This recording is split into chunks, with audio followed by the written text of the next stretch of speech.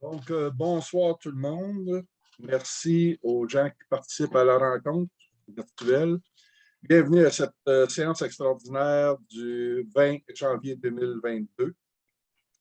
En débutant, j'aimerais mentionner qu'en raison des risques toujours présents face à la COVID, cette séance par vidéoconférence est dûment autorisée par arrêté ministériel et sera enregistrée et publiée sur le site Internet de la municipalité. Compte tenu qu'on fait ça par vidéoconférence, je vais laisser le soin à M. Jimmy Poulain, directeur général, d'expliquer les règles pour cette séance. M. Poulain. Donc, merci, M. le maire. Donc, bonsoir, M. le maire, chers conseillères et conseillers, chers citoyens participants. La séance de ce soir sera enregistrée. Donc, enregistrée et rediffusée au besoin, accessible sur notre site Internet. Donc, je me propose de vous transmettre quelques règles de fonctionnement pour cette visioconférence. Donc, les membres du conseil pourront activer, désactiver à loisir leur micro. Donc, les citoyens participants ne peuvent activer leur micro, le tout afin d'assurer un décorum. Les citoyens invités à transmettre leurs questions par mode chat. Donc, un chat qui sera accessible, qui fait que Madame Chantal Primo pourra ensuite exprimer les questions. À la limite, si vous souhaitez, les citoyens, prendre la parole sur des sujets qui sont traités ce soir, étant donné que c'est une assemblée extraordinaire. Donc, les questions doivent se limiter au sujet abordé. On pourra activer votre micro dans ce sens pour faciliter les échanges. Donc, je vous souhaite une bonne assemblée. Merci. Merci beaucoup, M. Poulain. On va débuter. Adoption de l'ordre du jour de la séance extraordinaire du 20 janvier 2022. Tout le monde a reçu l'ordre du jour. Qui propose l'ordre du jour? Je propose. Monsieur Guérin propose, secondé par Madame Simard. Ouais.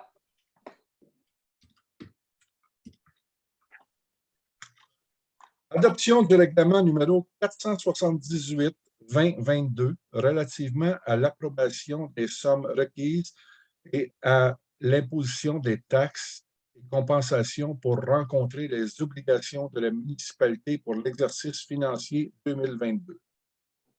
Attendu que le conseil municipal doit déterminer les redevances municipales exigibles conformément au budget 2022, attendu qu'un avis public a été publié le 16 décembre 2021, décrétant la séance extraordinaire pour l'adoption du budget 2022, le 18 janvier 2022 à 19 h, attendu que conformément à l'article 445 du Code municipal du Québec, lors de la séance ordinaire du 18 janvier 2022, un avis de motion et de ce règlement a été donné par la conseillère Mme Julie Paradis. Le projet de règlement a été déposé. Attendu que le maire a mentionné l'objet du règlement et sa portée au cours de la séance du 18 et du 20 janvier 2022. Je me dois de reparler des tarifications, M. Poulain. Étant donné qu'ils ont été quand même exprimés lors du dépôt de l'avis de motion, je ne crois pas que ce soit nécessaire de revenir sur les détails de l'ensemble du règlement. Parfait, merci beaucoup. Que le Conseil adopte le règlement portant le titre règlement numéro 478-2022 relativement à l'approbation des sommes requises et à l'imposition des taxes et compensations pour rencontrer les obligations de la municipalité pour l'exercice financier 2022. Qui propose? Je propose. Monsieur de Wavrin. Qui seconde? Je seconde. Madame Simard. Avis de motion et dépôt du projet de règlement numéro 480-2022 édictant le code d'éthique et de déontologie révisé des élus municipaux. Selon l'article 11 de la loi sur l'éthique et la déontologie en matière municipale, la personne qui donnera l'avis de motion doit présenter le projet du règlement. Qui donne l'avis de motion? Je vais donner l'avis de motion, Julie Paradis. Madame Julie Paradis. Madame Paradis, je vous laisse la parole. Parfait. Donc, en vertu de l'article 13 de la loi sur l'éthique et la déontologie en matière municipale, toute municipalité devait, avant le 1er mars de cette année, adopter un règlement, en fait, un code d'éthique et de déontologie révisé qui venait remplacer celui qui était en vigueur et que, si je ne me trompe pas, a été adopté là, le 13 février 2018. Donc, comme l'élection générale a eu lieu le 7 novembre dernier, il y a lieu d'adopter le dit code d'éthique révisé. Puis, il y a eu également une loi qui est entrée en vigueur le 5 novembre dernier, qui est intitulée la loi modifiant la loi sur les élections et les référendums dans les municipalités, la loi sur l'éthique et la déontologie en matière municipale et diverses dispositions législatives, sur laquelle cette loi-là, en fait, est venue modifier ce qui doit être indiqué dans les codes d'éthique et de déontologie des élus. Donc, le présent règlement a pour objet de prévoir les principales valeurs de la municipalité en matière d'éthique et en matière de déontologie. Et c'est ce qui doit gérer la conduite d'une personne à titre de membre du conseil municipal, de comité ou de la commission de la municipalité en qualité de membre du conseil. La municipalité, ça l'inclut également son conseil, puis ça fait en sorte qu'on adhère explicitement aux valeurs en matière d'éthique et de déontologie qui sont prévues là, par la loi en matière de déontologie et d'éthique en matière municipale. C'est sûr que ces valeurs-là sont essentielles parce que c'est ce qui maintient la confiance entre la municipalité et les citoyens. Puis, dans le fond, c'est une conduite qui doit ces valeurs-là doivent édicter les conduites en éthique et en déontologie afin ça doit demeurer une préoccupation constante des membres du conseil, puisque ça doit assurer une gestion transparente, prudente, diligente et intègre pour notre municipalité. En appliquant les valeurs en matière d'éthique et en respectant les règles de déontologie prévues à notre code, les membres du conseil vont être à même de remplir leur rôle en tant qu'élu municipal et d'assumer les responsabilités inhérentes à nos fonctions et de représenter les intérêts des citoyens. Le code d'éthique contient les obligations ainsi que les balises permettant d'orienter la conduite de chaque membre du conseil et c'est ce qui permet d'utiliser les valeurs y étant prévues. Évidemment, ce code permet également d'éviter de se placer en conflit d'intérêts. Tout manquement, et c'est important, tout manquement au code peut entraîner des conséquences graves pour la municipalité ainsi que pour les membres du conseil municipal. Il incombe donc à chaque membre du conseil de respecter le code pour être sûr de rencontrer les standards qui sont élevés en éthique et en déontologie. C'est sûr que principalement, les principales valeurs, devrais-je dire, en matière d'éthique peuvent se résumer ainsi.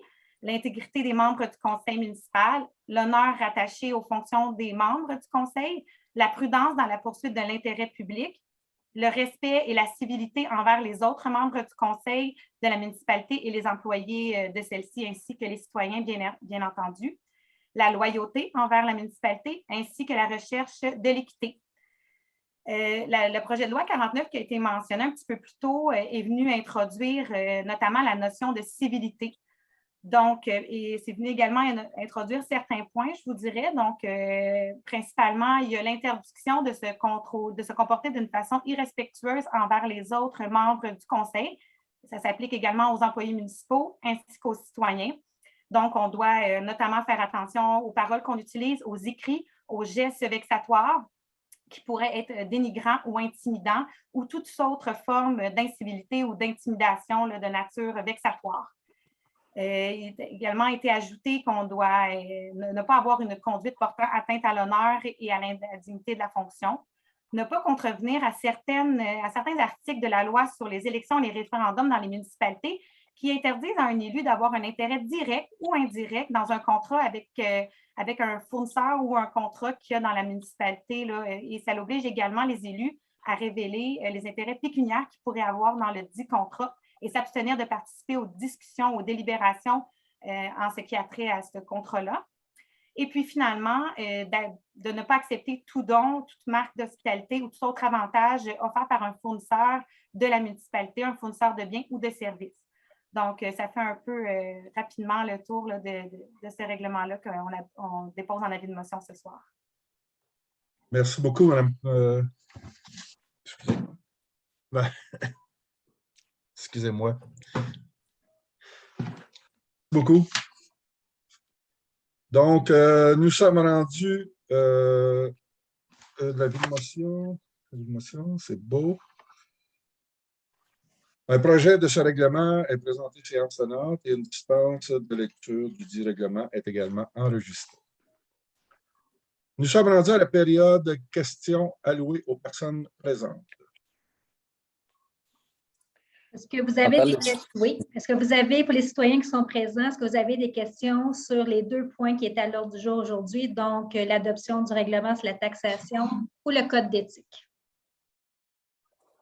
Pour l'instant, M. Poulin, on n'a aucune question des citoyens. Excellent, merci.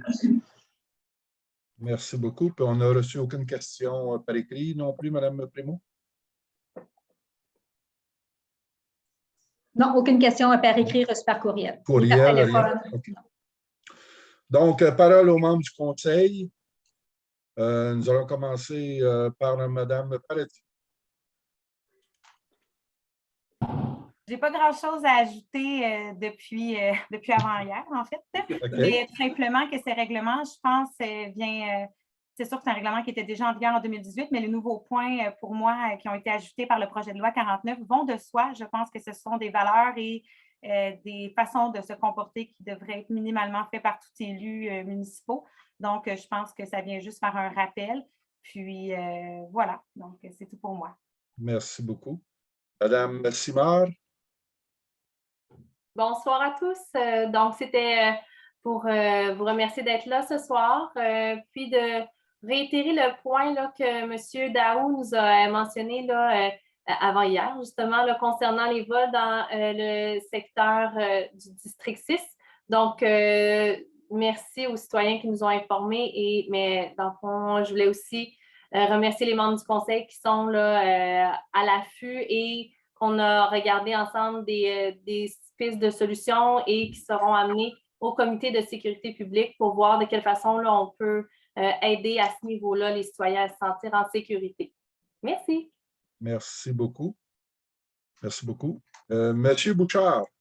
Oui, bien, merci, Monsieur le maire. Je voudrais remercier tous les membres du conseil ainsi que les gens qui sont à l'écoute. Et puis, on devrait revenir en force pour le prochain caucus. Merci. Merci beaucoup. Monsieur Devavrin. Écoutez, je pense qu'on a fait le tour de ces 2 questions-là. J'ai beaucoup aimé la présentation de Mme Paradis, là, la façon d'exprimer cette résolution-là. Là. Ce document, c'était inhabituel et très apprécié.